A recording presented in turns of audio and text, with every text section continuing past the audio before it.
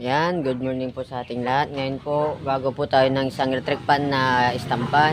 Ang kanyang sira, yung kanyang motor, ayaw na po manda. Testerin po natin. Yun, yung kanyang capacitor dito. Wala siyang power. Ngayon po, tignan po natin. Palitan natin yung motor. Pero bago natin palitan, tignan po natin kung pwede pa nating ayusin yung kanyang motor. Baka may nagmoist lang, may naputol sa loob. Kung meron, sana edi inangin po natin para makapag-minus yung customer. Pero pag wala na talaga, palit agad ng ating makina. Yun, baklasin natin. Yan, tinanggalan natin yung kanyang covered. Ngayon, tignan natin. Yan. Tanggalin natin yung kanyang tali.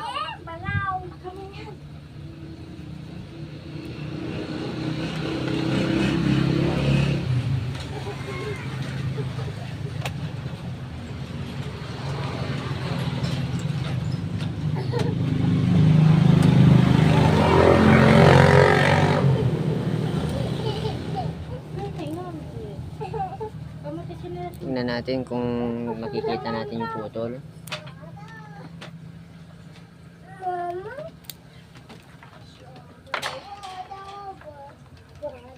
Yan, sa palagay ko pwede pa itong maayos kasi wala pang sunog.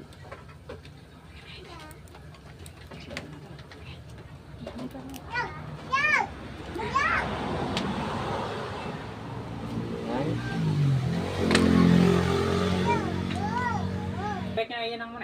Hindi. Yan po guys, wala na po talaga yung kanyang motor. Yan. Kasi akala ko pwede pa siya kasi wala pa siyang sunog. Yun pala, yung unang tumingin, ayun, no, natusok nila, yun, no, wala, sira na talaga yung motor, natusok nila, yun, palit agad natin ng motor. Maganda sana to kasi purong tansusa, ayun, no, yun, hindi siya pumuti, purong tansusa. Yan, palit natin ng motor, palitan natin. Yan, ito po yung ating motor na ano. Ito yung ating papalit. Mas malaki po siya kumpara sa kanyang dati. Yun.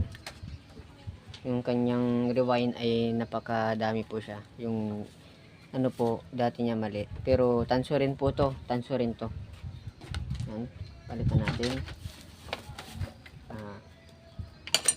Ito yung kanyang rotor motor sa yung dati. Yung rotor motor, ito yung papalit natin na rotor motor kasi malaki yung ating dynamo ni papalit. Tanggalin natin yung rotor motor.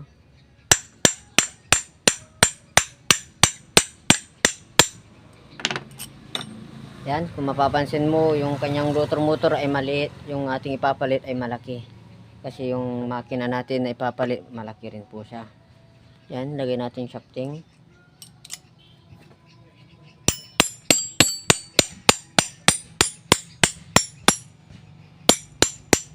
Yan, kailangan yung shafting natin saka yung rotor motor ay naka-balance po kasi kung nasobran sa pukpok yung kanyang shafting, sasagad po yan sa gearbox.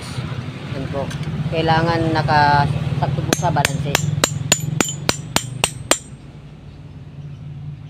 Yan.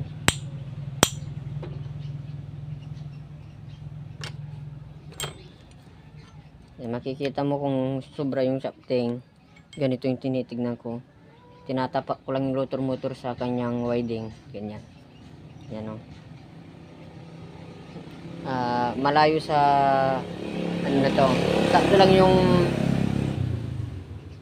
lang yung kanyang align. Ayan, o. Hindi po sa sagad. Yan. Yan. Dahil pinalitin na rin natin ng makina, palitan natin ng kanyang busing para condition po siya. Ganito lang aking pinagtatanggal kung ganito yung kanyang covered yung busing. Ginagamitan ko lang po siya ng flat. Saka inaangat ko lang siyang paunti-unti. Paunti-unti lang po to. So, yan. Yan, kung mapapansin nyo rin, yung kanyang foam ay wala na, tuyong-tuyo na po siya, wala na siyang langis. Yan, tanggalin po natin. Palitan natin ng bago. Yan, ganyan lang po. Bago natin ilagay yung bushing, ay yung kanyang bushing saka foam.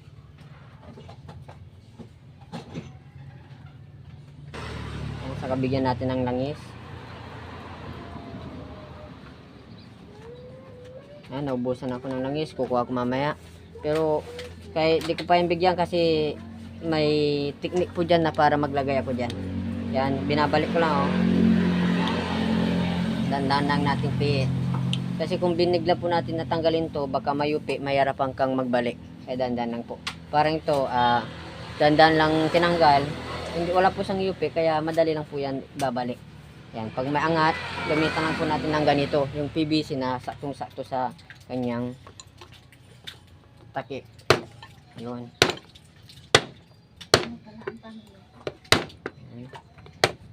Yan, hindi siya mag-ano. Yan natin. Gamitan natin ng flat.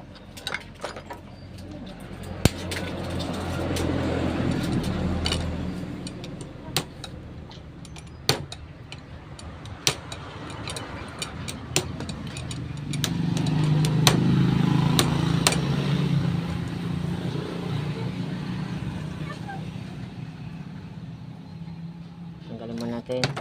Okay. Balik tayo. Yun na natin yung ano.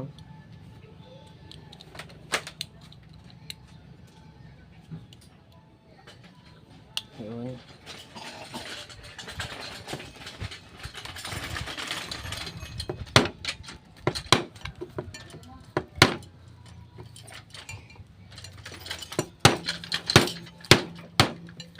Yun, nag-lock na.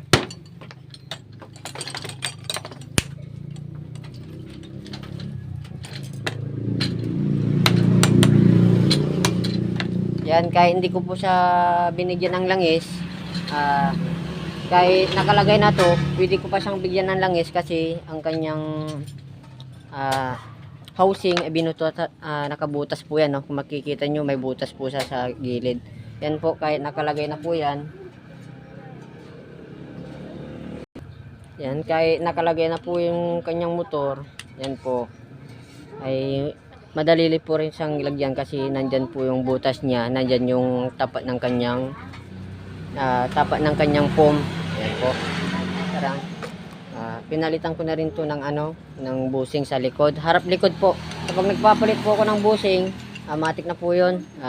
Harap likod na po yung pinapalitan ko para condition po siya talaga. Ayan po. Lagay na natin yung kanyang papalit nating motor. Ayan.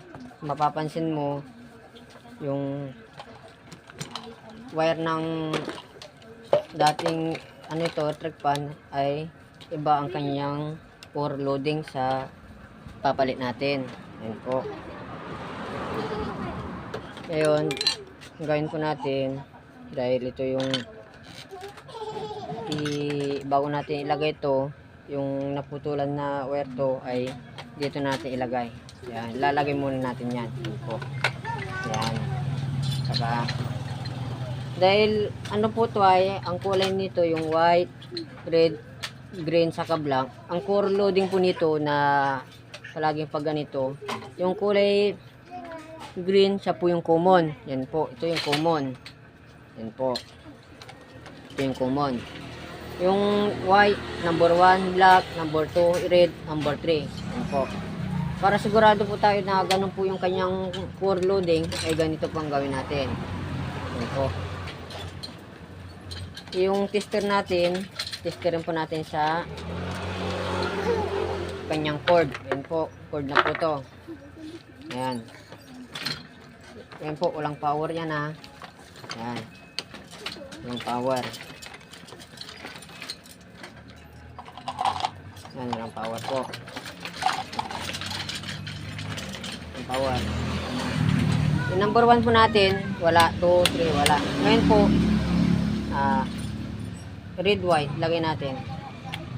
Hindi po yan na Pero kapag sa yung kulay green, ito yung common, lagay natin sa number 1, yung white. Green saka white, 1. Anda po siya.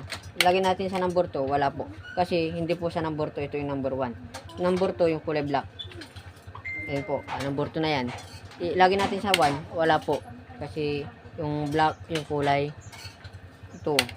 Yung kulay red, number 3 po siya. Yun. Yan, lagay po natin. Ito yung ito yung papalit natin. Lagay natin yung housing. Dahil ito yung kanyang common, kulay green. Ang common rin po nito ay green. Ayan. Pero ang kanyang core loading ay magkaiba po siya. Gray, pink, saka yellow. Yan po, hanapin natin po yung kanyang number 1. Yan. Mag-stay po tayo sa kanyang common. Yan po. Kung sino po yung pinakamababa, siya po yung number 3. Pangalawa, sa mababa, number 2. Yung pinakamababa po ay number po sa 1. Yan.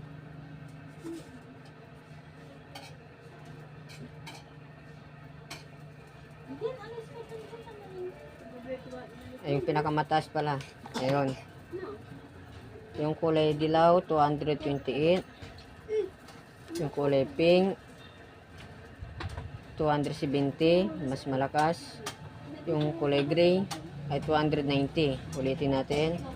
Yellow, 228. Pink, 271. Gray, 290. Ayun.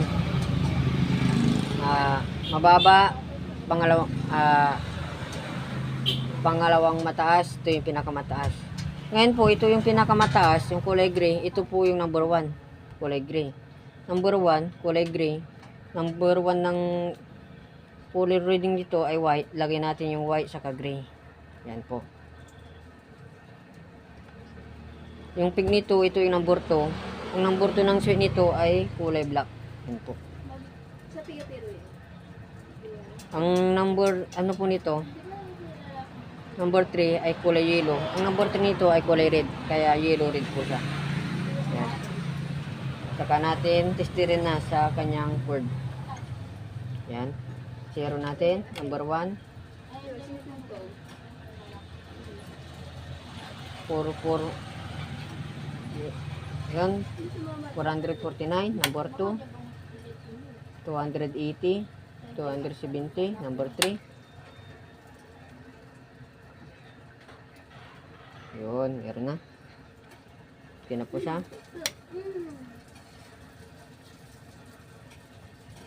Ito yun na yung kanyang capacitor.